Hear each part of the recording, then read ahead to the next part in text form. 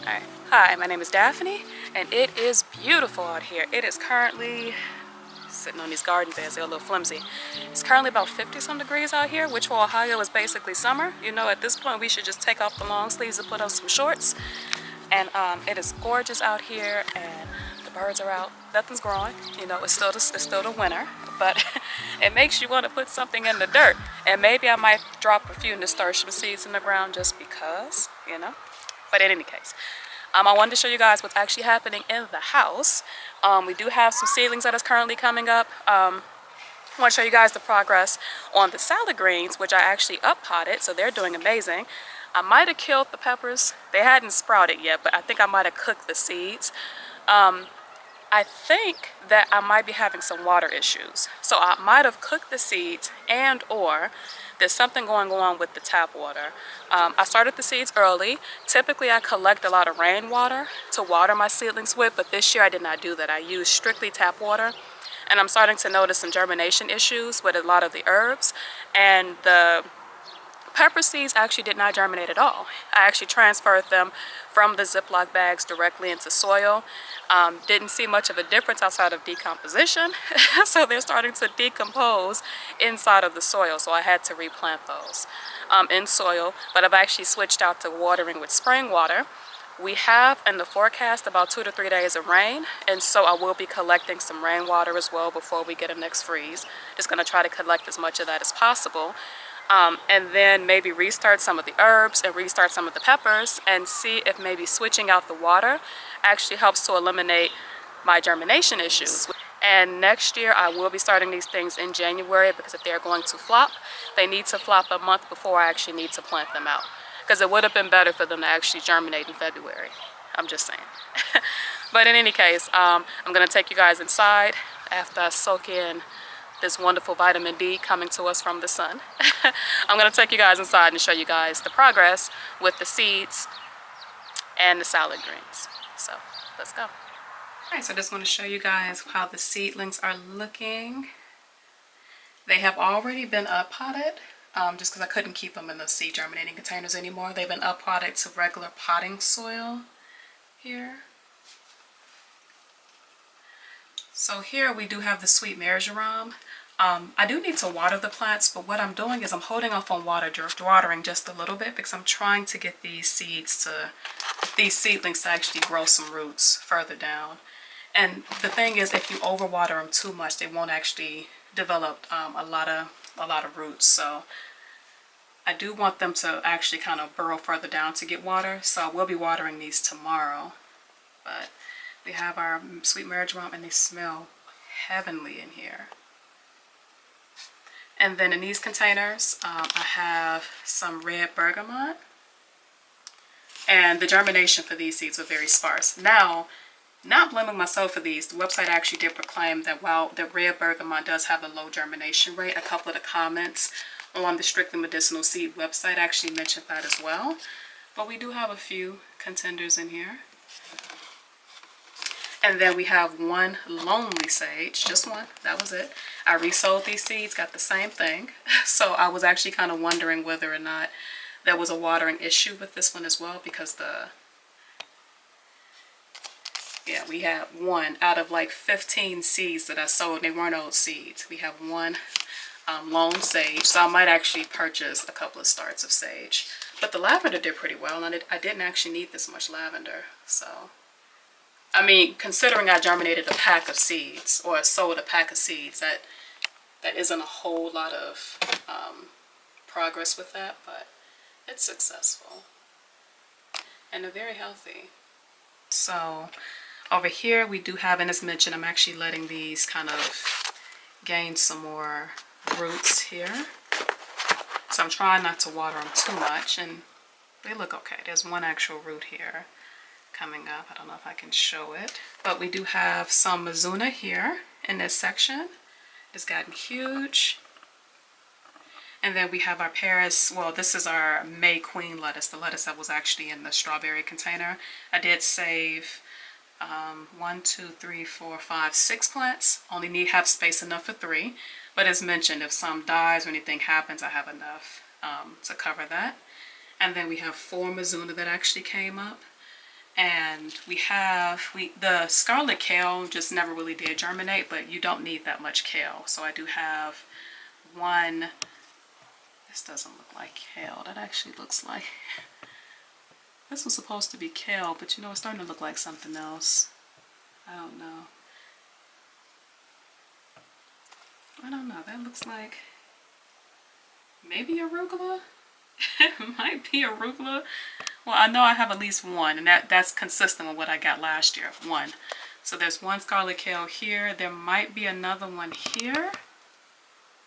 A little baby one, and this one, I don't know what this is doing. Looks like it got stuck, but there might be one little one here.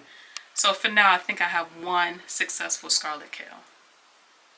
And then right in the front, we have some white sage, and these seeds are very successful, having been 3 years old.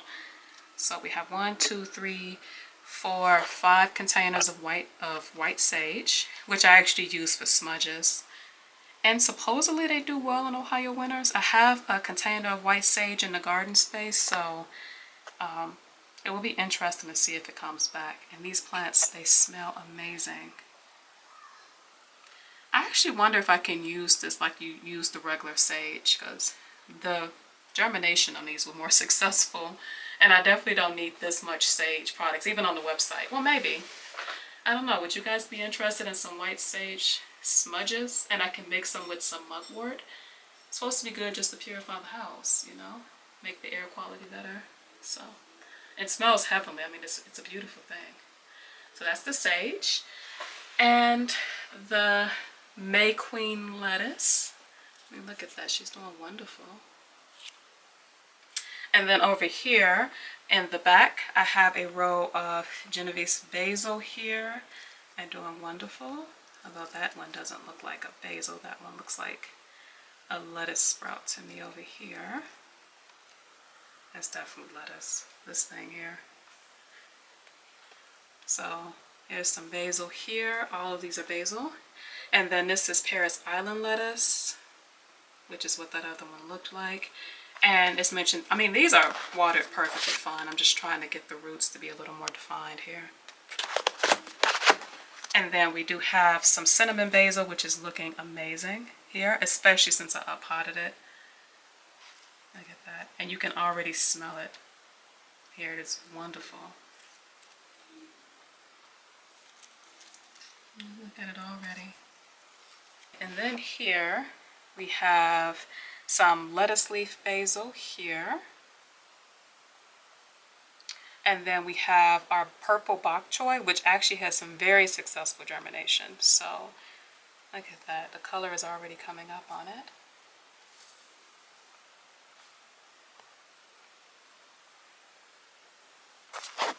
And they can use a little bit of water. Look at that. And then these here are all arugula, and you definitely don't need that much arugula. It's going to bolt anyway before even the May or June comes, but it's good while you have it. Look at that one. So arugula, bok choy, and lettuce leaf basil. And then right in the center here we have our basil Sam Queen Thai, kind of slower to come up. And we have our dinosaur kale here.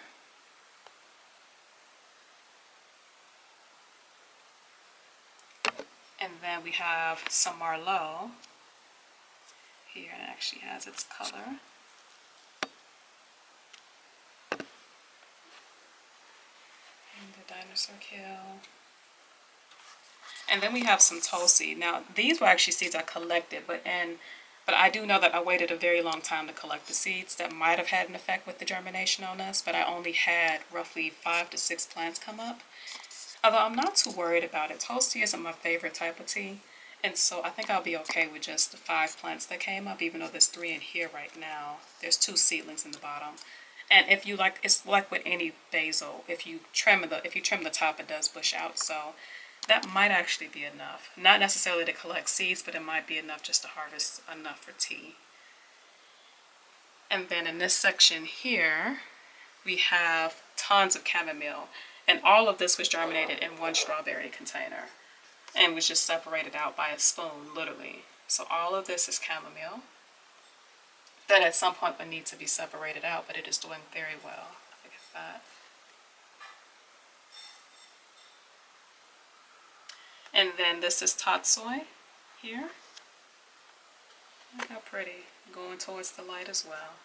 But not super stretched out, so the grow lights are doing pretty well, but they do prefer the natural light. And then over here, this one is actually is sitting on top of a heating mat here. And the heating mats stay on all night, even though I turn the lights off around, maybe around 11 o'clock. But I actually did pot all of the peppers into these containers, and they're all labeled. So there's spinach in here, which is never successful. Cayenne peppers, bell peppers, Thai peppers. I actually did plant some different types of peppers in these. Poblano hot peppers in this one. Korean dark peppers, and then some chamomile, because I forgot that I planted chamomile, that I had it. So I have a whole nother row of chamomile that sprouted. But I'll make use of it. And I've been watering them with the spring water, and hopefully that makes a difference in the germination. But I haven't seen any signs of it yet. So it does sit on the heating mat. As a random experiment, even though I said I wasn't going to do this anymore, I do just want to see whether or not it's the water that's affecting it. So it is still on the heating mat. There's water in here. It's paper towel. There's just some seeds. But I've only been watering it with the spring water. And I want to see if it makes any difference. Now, if it doesn't, then, and it's just the method, then that's whatever, and I've learned a lesson. But if all of these do sprout within a reasonable amount of time, then I've confirmed that it is the water. And then I'll go from there. But I'm also going to get the water tested as well, because I am curious about it. But yeah, I had to restart the peppers, which isn't a big deal. I would be more concerned if this was going into April and I had no peppers, because they're slow growing. But since we're not even really in March yet, I'm okay with restarting this system, spraying it down every few days, and then just hoping for the best with the new seed. All right, so the seeds that I'm actually going to be starting, probably not tonight because it is getting a little late, but probably will be starting them tomorrow, or within the next few days at the very least. We want to get a jump start before March. So I do have some, what is it? Pantona Romanesco tomatoes here. Got them from Baker's Creek. I actually got these 2021. Definitely need to grow them. Now with San Marzanos, these seeds I actually did collect and did the process properly. Soaked them, let them ferment a little before I harvested them. I do believe I did these correct, but these are from 2022, the last time I grew San Marzanos. Maybe, I think I might have grown last year. I'm not sure. But I don't have a whole lot of seeds. The seeds that I purchased San Marzano, they're actually from 2021. So I'm actually going to grow these seeds and just try to see if I actually get a true plant, save those seeds. So these are saved seeds, but I'm actually going to try to save seeds from the actual pack of Amish paste with these. So Amish paste, San Marzanos, growing those as well. And then for a pop of color, I'm growing Dr. Witchy's Yellow this year. And I actually have grown Dr. Witchy's. They were amazing. Saved seeds from these two last year. To balance it out, I have some Cherokee Purple seeds that I did save from a year ago, 2 years ago, 2023. And then from my pole tomato, I'm growing Sun Sugar Tomato. And these I actually collected seeds for. And I don't think they're... we shall see. But I think the cross-pollination on this did not happen because I grew these last year and they were just fine. And then I am also going to try to grow eggplant. The last time I cooked eggplant was not success, but it also was eggplant from the grocery store. These seeds I actually got recently, and they are Chinese string eggplant, so not as big as your traditional eggplant, but that's actually a good thing. It's supposed to have no bitter flavor, super tender. It's supposed to be very, very wonderful and taste-wise. And so I do want to actually grow these. So I'm going to try eggplant. But I do have some flowers that I know I need to start now. So we have marigolds, petite mixed color. And some of these are absolutely beautiful. Like that gold color in there. It's gorgeous. So I have some marigolds. I have different varieties of zinnias. So these fire red, these scarlet flame zinnias are absolutely beautiful. I have some peppermint zinnias here, which are white and like pink stripes, which are gorgeous. I have some orange zinnias. These seeds I actually collected from a local park, and they were beautiful. I grew these last year. And then I have some giant violet zinnias, just for pop of color. On top of that, they bring a lot of pollinators to the garden as well. They bring, obviously, different varieties of butterflies, your moths, your bees love them. And then they also bring hummingbirds that like these as well. So definitely grow lots and lots of zinnias. In the garden already, I do have echinacea that comes up every year. We have various plant like borage. I never have to grow that ever again because it's seeds and it just goes everywhere. So there's random borage that just grows randomly, and if I don't want it in a location, I just dig it up and transplant it somewhere else. So there's always going to be borage. There's always going to be echinacea. I have bee balm, purple or wild bee balm already in the garden space, and then lemon balm and lavender. So there's random flowers that kind of already germinate every year. There's also yarrow, which brings in a lot of pollinators too. The zinnias are beautiful. They're not perennials in my garden space, but they're absolutely gorgeous. Have that. I'm also going to start some calendula, and I have 2 entire containers full of calendula seeds. So note to self, I don't need to collect any more seeds. I need to take the heads as soon as humanly possible to not have any more calendula seeds. I have 8 million of these packs. I need to donate these packs. I have so much calendula seed. So never have to buy it again, you know. Marigolds too. Once you grow them, you never have to buy them again. So gonna start these in-house as well because they kind of take a little while to germinate. All right, so thank you guys so much for watching. I hope that you guys are actually starting your seeds right now as well, and I hope that you had success with your seeds. But even if you have not, it is definitely a learning experience. I'm chalking it up to a learning experience. This is actually my gardening journal, which are these videos.